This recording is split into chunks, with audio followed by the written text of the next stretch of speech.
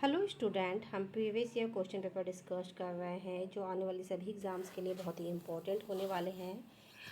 यदि आपने हमारे चैनल को लाइक, सब्सक्राइब और शेयर नहीं किया है तो जाके कर दीजिए। बेल आइकन को दबा के रखिए ताकि आने वाले सभी क्लासेस की नोटिफिकेशन आप लोगों को मिलती रहे।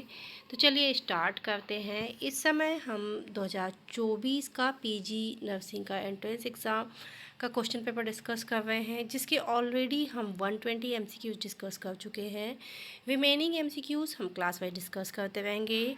Now next question is which of the following is a correct method for administering eye drops? Okay, जो आई ड्रॉप डालने की करेक्ट मेथड क्या है? Option A, placing the drop in the outer canthus of the eye. Option B, instilling the drop directly into the cornea. Option C, placing the drop in the lower conjunctival sac. Option D, instilling the drops in the inner canthus of the eye. Now right answer is option C. Okay, option C is the right answer. Placing the drop in the lower canthus of the conjunctival sac. Okay, now next question. What is the maximum amount of medication that can be administered via subcutaneous route in an adult? Okay, adult में जो subcutaneous route के through जो medicine दी जाती है उसका amount कितना होना चाहिए? Option A 0.25 ml, option B 1.5 ml, option C 2 ml, option D 3 ml. Now right answer is option B 1.5 ml. Okay, कितना होना चाहिए? 1.5 ml. Now next question. If a patient who is receiving intravenous fluid drop, tenderness, warmth, erythema and pain at the site of nerves suspect, तो क्या होगा? क्या महसूस हो रहा है? टेंडरनेस हो रही है, वार्मथ हो रही है, इरिथमिया हो रहा है और पेन हो रही है उस साइड में, तो हम उसको क्या बोलेंगे? Option A oedema, option B phlebitis, option C infiltration, option D fluid overload. Now right answer is option B phlebitis. Okay, क्या होगा? जहाँ से इंट्रावेनस फ्लूइड दिए हैं, यदि वहाँ पे warmth, tenderness and pain and swelling आपको देखने को मिलती है तो वो क्या होगा? Phlebitis.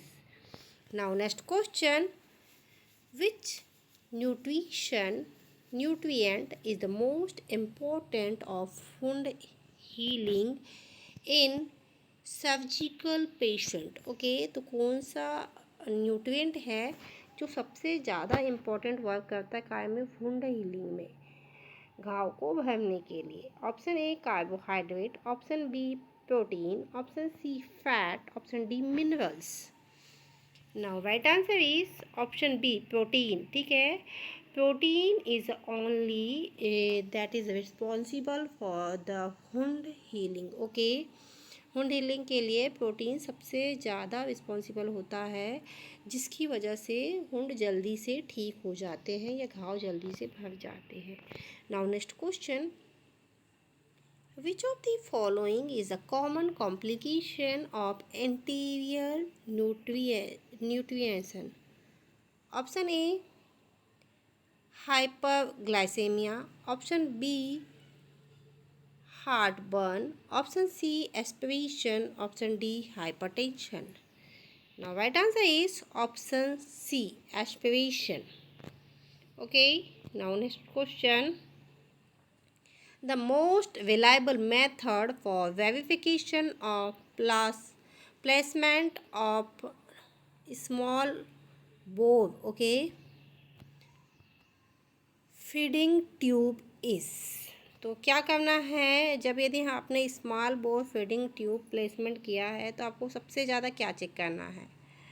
Option A, by injecting air through the tube and auscultate the stomach. Option B, auscultation of bowel sound. Option C, aspiration of the gastric content. Option D, x-ray film examination. ठीक है, जो most accurate method है पता करने की वो क्या होगी? वो मेथड है क्या?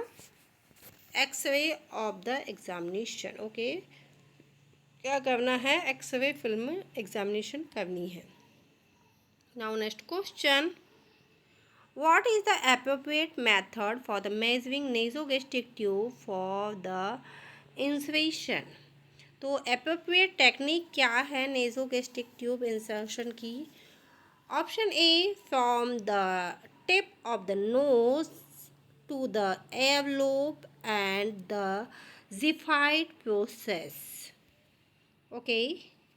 Option B, from the corner of the mouth to the earlobe to the Giffard process. Option C, from the tip of nose to the chin to the Giffard process. Option D, from the corner of mouth to the chain of Giffard process. Now right answer is option A. कहाँ से लेंगे? From the tip of nose, क्योंकि हम insert तो knows से कर रहे हैं ना नेसोगैस्ट्रिक ट्यूब, तो नोज से हम कहाँ चेक करेंगे? ईयर लोब तक, और ईयर लोब से कहाँ तक मेजर करेंगे? जिफाइड प्रोसेस तक। Okay, it is a right measurement okay for the nasogastric tube insertion.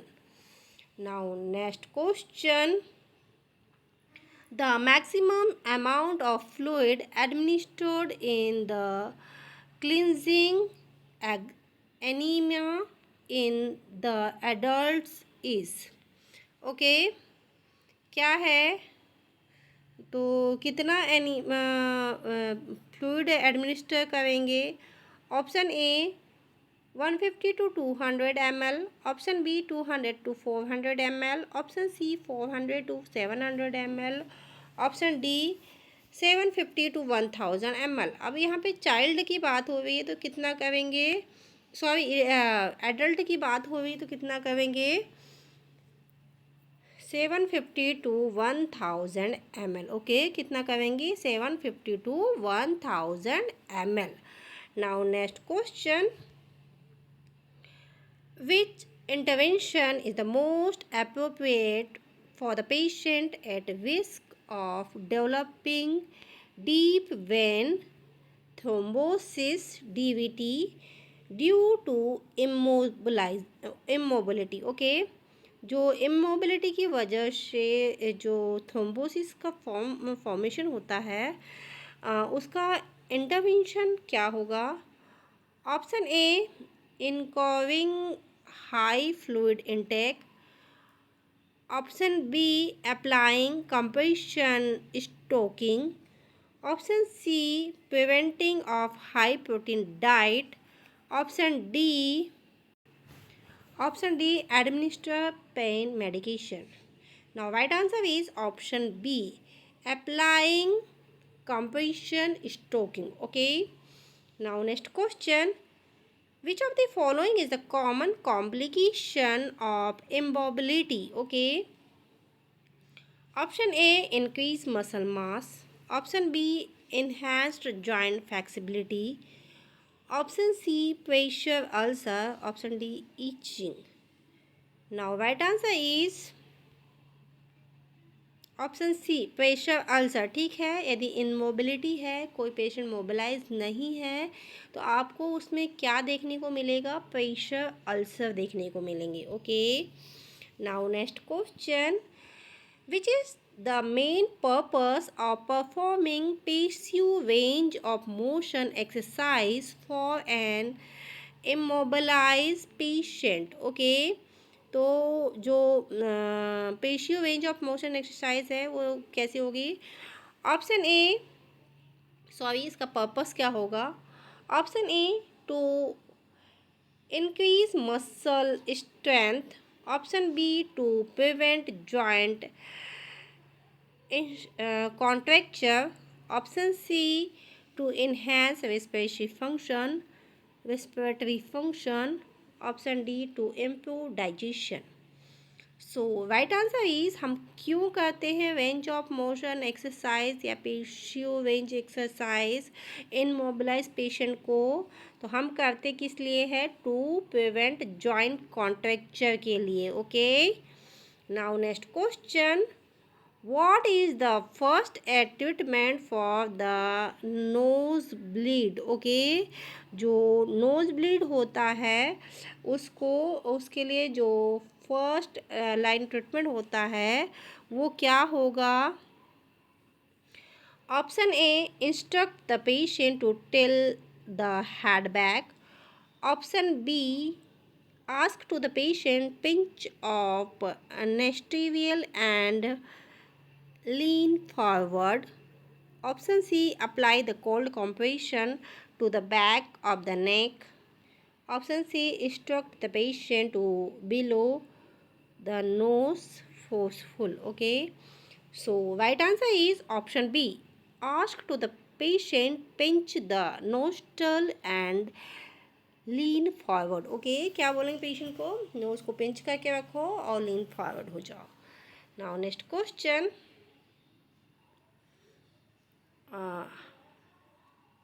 How often should we switch role during the two rescuer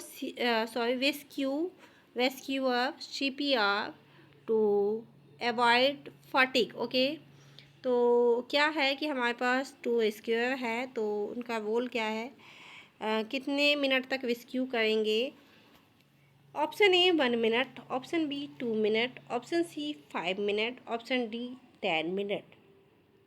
no, right answer is option B 2 minute. Okay, one rescue is a rescue only 2 minute. Now next question. What is the correct compression to ventilation ratio for two rescuer adult CPR? यदि to rescuer adult CPR है तो जो compression ventilation ratio होता है वो कितना होगा? Option A 50:2, option B 20:2, option C 25:2, option D 30:2. In adult is 30:2. और यही बात चाइल्ड की करते हैं तो चाइल्ड में 15:2. Now next question. Eight which human fetus start the secrete hormone thyroxine? Okay, तो कितनी वीक के जस्टेशन पे जो ह्यूमन फीटस है क्या करने लगता है? थायरॉक्सिन जो हार्मोन है उसको सिक्रीट करने लगता है. Option A 12 week of the gestation, option B 24 week of the gestation, option C 6th week of gestation, option D 32 week of gestation. Now right answer is option A 12th week of gestation. Okay, now next question. Total lungs capacity in newborn is. Okay, जो newborn है उनकी total lung capacity कितनी होती है? Now option A 100 ml, option B 350 ml, option C 550 ml, option D 150 ml. Sorry, option C is 500 ml. Okay, now right answer is option D 150 ml. Okay, now next question. The number of chromosomes in the Turner syndromes. Okay, जो Turner syndrome में कितने number of chromosome होते हैं? Option A 47, option B 45, option C 46, option D 44। Okay, now right answer is option B 45। Okay, कितने होंगे? 45। Now next question. During the first year of life, the child is said to go through the which psychosexual stage? Okay, जो कितने साल का बच्चा है, first year जो बच्चे हैं उनका जो साइकोसेक्सुअल डेवलपमेंट आपने जो पढ़े हैं ना, साइकोसेक्सुअल डेवलपमेंट, उसमें जो 1 ईयर का बच्चा है उसमें किस टाइप का साइकोसेक्सुअल डेवलपमेंट आपको देखने को मिलेगा, ये क्वेश्चन बोल रहा है। Option A oval, option B anal, option C genital, option D phallic. Now right answer is option A oval. Okay, किस टाइप का साइकोसेक्सुअल डेवलपमेंट देखने को मिलेगा? Oval. Now next question. At the following are killed vaccine except. ठीक है, किसी एक को छोड़ के सारी किल्ड वैक्सीन है। Option A BCG, option B cholera, option C tetanus, option D pertussis. Now right answer is option A BCG। Okay, BCG is a live attenuated vaccine. Okay, now next question. After birth of healthy neonates, the decidua arteriosus become the। Okay, जो healthy birth है तो decidua arteriosus क्या कहलाएगी? Option A vesical ligament, option B ligamentum teres, option C venous ligament, option D ligamentum arteriosum. तो क्या कहलाएगा? Option D ligamentum arteriosum. Okay, after birth की बात हो रही है। Now next question. The ट्रैकोइज़ोफेजल fistula is should be suspected in the neonate immediately after the birth if one of the following is present। Okay, यदि ट्रैकोइसोफेजल fistula देखने को मिल रहा है तो उसके साथ में और क्या प्रेजेंस होगा? आफ्टर बर्थ की बात हो रही है। Option A jaundice, option bile stained vomitus vomitus, option C absence of sucking, option D excessive amount of fatty of saliva in the mouth. Okay, जब यदि आपको न्यू बोर्न बेबी है उसमें यदि ट्रैकोइसोफेजल फिस्टुला प्रेजेंट होगा तो उसमें क्या होगा? एक्सेसिव स्लाइवेशन आपको देखने को मिलेगा। Okay, now next question. Which is the only glycogen stored disorder that is the lysosomal disorder? Okay, तो क्या होगा? Option A McArdle sign, option B Anderson sign, option C Pompe's sign, option D Cori's sign Cori's. Okay, now right answer is option C Pompe's. Okay, क्या होगा वो? Pompe's. Now next question. What is the meaning स्कोव used for?